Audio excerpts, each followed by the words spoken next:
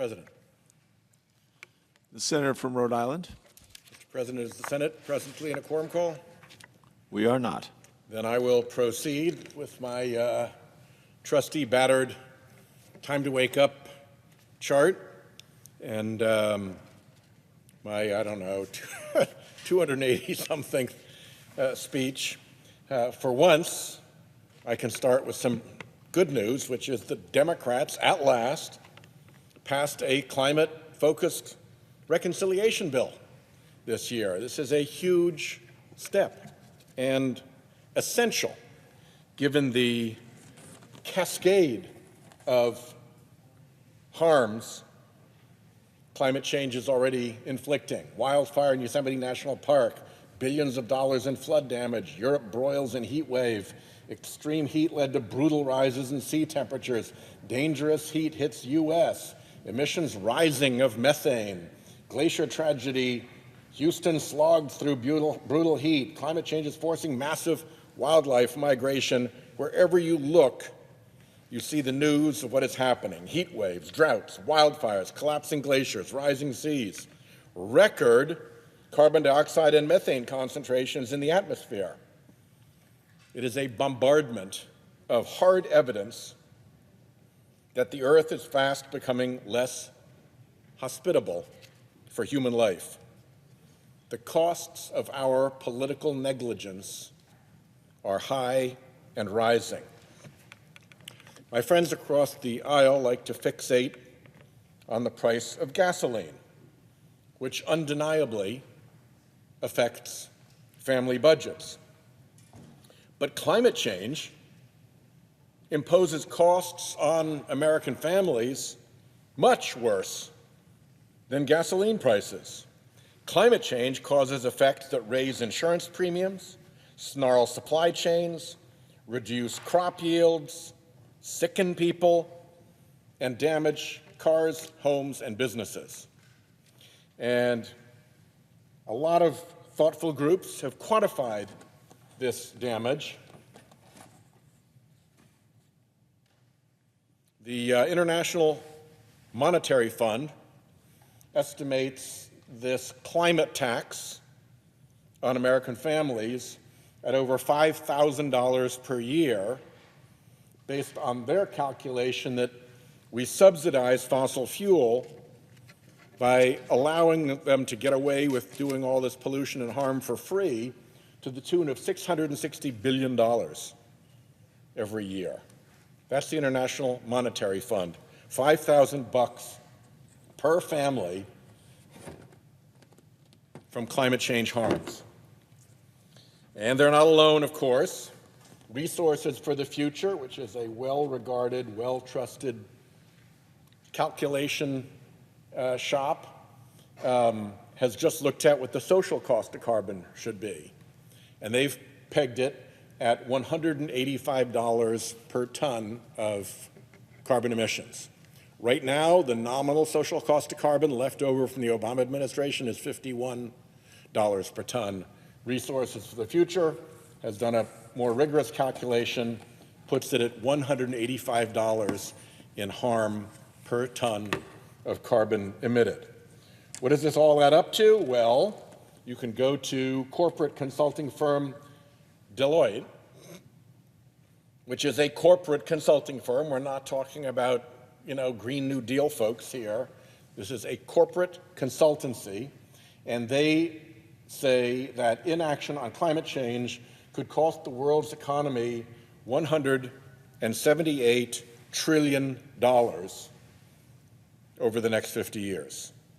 Now, the bad news is climate change harms could cost $178 trillion. The good news is if we got after this and behaved responsibly, you could gain $43 trillion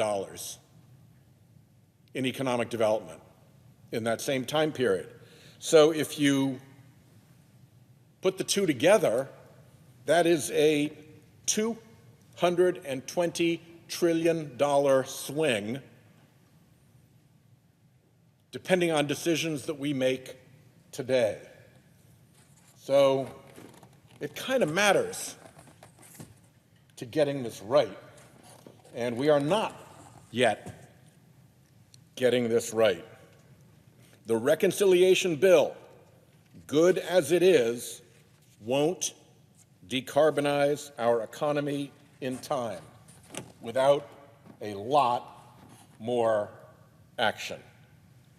The bill likely takes expected emissions reduction from around 25%, which we're assuming right there, that's our baked-in number, and it raises it to about 40%. So it's a 15% increase in emissions reduction from 25 to 40%. So that is good. That is good, but it still leaves much to do. Because remember, net zero is the target. And if you've reduced by 40%, that still leaves 60% that is work to be done. So soon, we're going to need another bill. And the contours of such a bill, if it's going to be effective, are pretty clear. There is bipartisan interest in a carbon border adjustment, which would make American manufacturing more competitive and reduce carbon pollution worldwide. We export pressure against carbon pollution with a carbon border tariff. There's also bipartisan interest in common sense permitting reform to safely and quickly build out the clean energy infrastructure of the future. My coastal state needs it for offshore wind. The presiding officer's mountain state needs it for transmission lines to connect to the grid the capacity we have for solar and wind. And the fossil fuel industry at least pretends to be interested in a price on carbon emissions. Now, that's just pretense. They put their whole political operation into effect to make sure none of that happens. But it's a good sign. It's a step on the path when they have to pretend to support a price on emissions. That's a step on the way to actually supporting a price on carbon emissions. I will do everything in my power to do all of those things. But let's be clear. It would be much easier if corporate America were not a wall of opposition to serious climate bills. And it's not just the fossil fuel industry. Banking, insurance, retail, tech, pick your industrial sector, you name it, in this building, useless on climate, or worse. There is a huge spread between what they tell their shareholders and their customers and the public and what they send their emissaries into Congress to tell us. And until that's solved, until corporate America aligns what it's telling the public with what it's doing in Congress, legislation is going to be tough to do. So that leaves the executive branch, and that's what brings me to the floor to do, because there is a lot that the executive branch can do under existing executive authorities. And in this recent article, the White House said they were going to get started. Biden prepares more actions to cut emissions. Regulations from the EPA and elsewhere will help the president meet his aggressive climate goals. The president has not chosen to just look at Congress. He's chosen to recognize that he has presidential authorities and responsibilities under the law to keep moving this forward. Well, he sure does, and there's plenty of room to do different things and new things. So what can be done by executive action? Let's go through the largest sources of greenhouse gas emissions, since that's our target. The number one source, by the way, these 11 sources of carbon pollution amount to almost 70% of our carbon emissions. So if we can tackle these, we're making a big dent in that remaining 60% left undone. So cars and light trucks is the largest category. It generates almost a fifth of total U.S. carbon pollution. EPA and DOT restored Obama-era greenhouse gas emission standards, so now go further, as California has. Start with model year 2027 and begin a ramp up to 100% zero-emission vehicles by 2035. There's authority for this under the Clean Air Act and the 2007 Energy Independence and Security Act. And by the way, when you double your car's energy efficiency, doubling your fuel economy is exactly the same thing as cutting oil prices, gasoline prices in half. So push in that direction. And by the way, getting off of fossil fuel for cars and light trucks will help us get off the big oil treadmill of cartel prices that are set with the help of foreign despots in Russia, in Saudi Arabia, in Venezuela, outside the rule of American law, but Americans have to pay because our oil industry goes along with the international cartel instead of charging market-based prices. We just saw them do that and reap record profits. So, a lot to be done on cars and light trucks. Coal-fired power plants is the next biggest one. Coal-fired power plants belch carbon pollution, but also a lot of other pollutants. So if you regulate for health against those other pollutants, you get a lot of co-benefits with carbon pollution. Among the worst is fine particulate matter, which is also known as soot, or more technically PM 2.5. It is the leading cause of the estimated 100,000 to 200,000 air pollution-related premature deaths each year.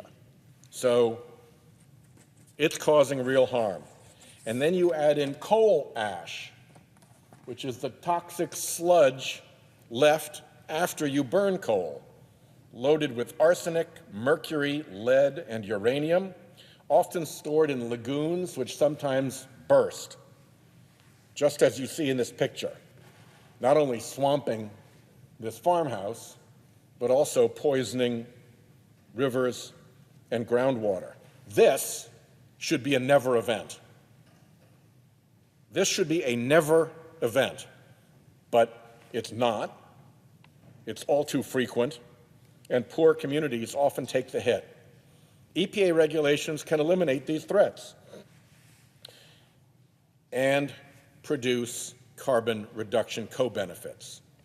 Nothing in the recent West Virginia versus EPA decision prevents EPA from requiring that coal-fired power plants install carbon capture technology. And carbon capture technology can eliminate up to 95% of the carbon pollution. Add EPA's authority under the Clean Air Act and the Clean Water Act to regulate fine particulate matter and coal ash, and you can make real progress. Which brings us then to gas-fired power plants, the next category. They are big carbon polluters, and they are still being built. EPA regulations for new and existing gas-fired plants can limit their carbon pollution the same way. Carbon capture can be one option. Co-firing with zero carbon hydrogen could be another option. Next on the list is heavy-duty vehicles, trucks and buses. Now, EPA has a proposed rule, and that proposed rule on trucks and buses does nothing to reduce carbon pollution. EPA and DOT have ample authority here, and they should use it. California has its own advanced clean trucks rule requiring increased zero-emission heavy-duty vehicles. If EPA can't do any better, then follow California's lead. Next comes methane, spewing from oil and gas facilities as leaks, vents, or flares. EPA has a proposed rule, no actual rule yet, but even the proposed rule has flaws. First, it doesn't cover low-producing wells. A low-producing well can be a very high-leaking well. So whether it's high or low-producing should matter less than whether it's a big leaker. Second, the rule does little for venting and flaring, which are major pollution sources.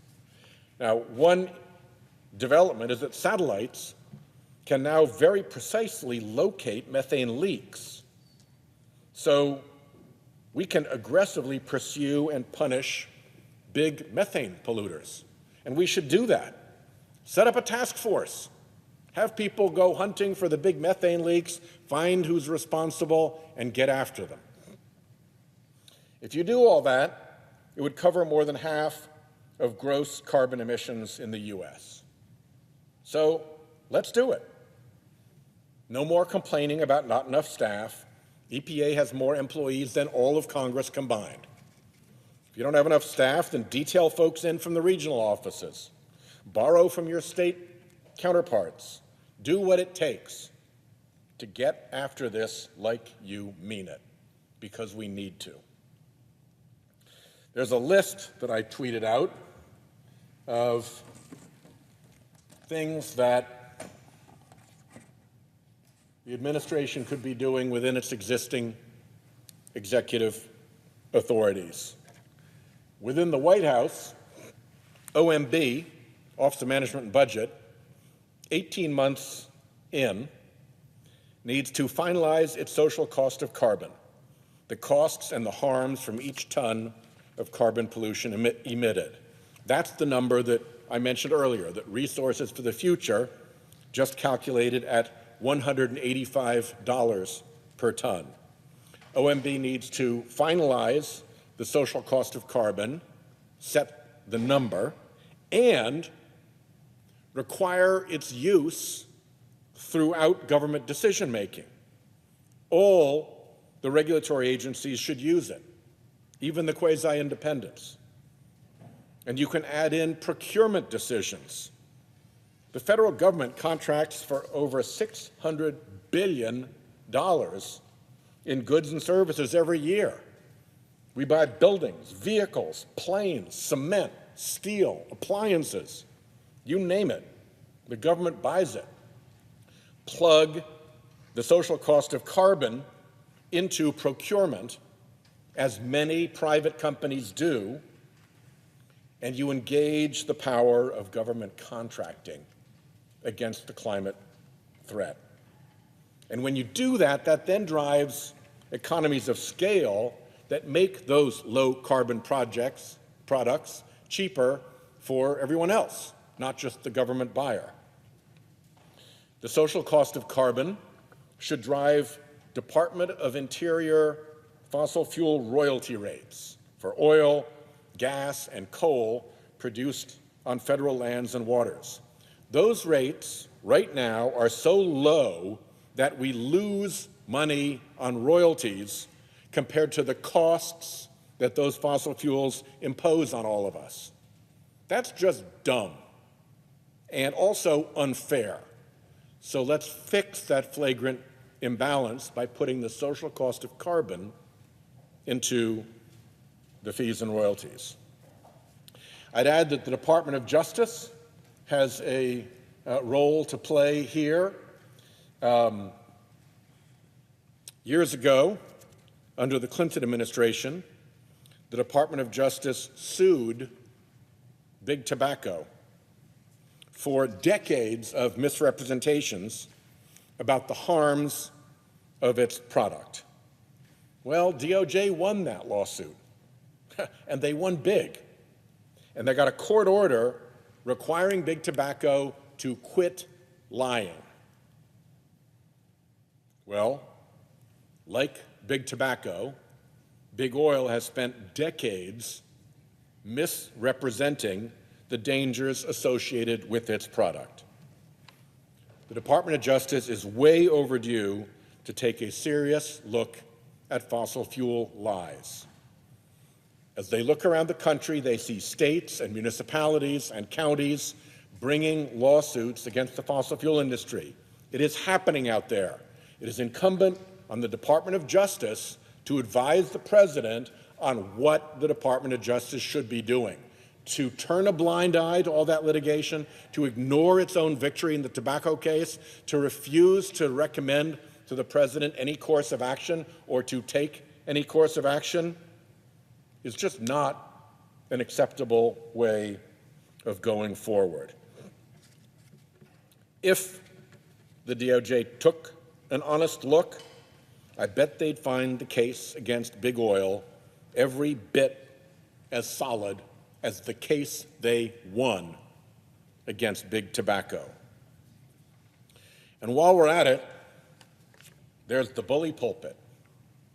The administration should use the bully pulpit to call out the dark money, the lies, the fake science, the phony front groups, the spin doctors, the co-opted lobby groups, the dirty political spending, the whole apparatus, the whole machinery the fossil fuel industry has used to corrupt Congress and obstruct progress. Calling out crooks is the right thing to do. And the public deserves to know that there is a villain here who has blocked progress on purpose, and what that villain is up to. There's a lot that the Biden administration can and should be doing. Yes, it's good to declare a climate emergency. It's better to act like it's a climate emergency and deploy your executive authorities accordingly. That means the sort of regulatory surge I've just outlined, no waffling, no excuses. A winning strategy ultimately includes regulation, litigation, legislation, acquisition, and communication. Across those 5 fronts, the Biden administration should have a plan to move forward in each and every one. It needs the kind of leadership that Eisenhower gave to the Normandy landing and the invasion that followed. And by the way, while you're organizing it that way, do it with gusto. This is a fight that is worth having. It's not just that the planet depends on it. It's not just that our international credibility depends on it. It's not just cleaning out this place from rotten fossil fuel industry depends on it. It's the right thing to do. The American public will stand behind a president who stands up against lies and dark money and the schemes to blockade climate safety. So I'll close by saying that whether there was ever a time for half-hearted, half-baked, and halfway measures, it's done. We need to build on the success of the Inflation Reduction Act. We need to take that as a launch pad, a first chapter, not a last chapter. And on this fight, it is all in or lose. Because our adversaries are determined. They're just wrong, but they're determined.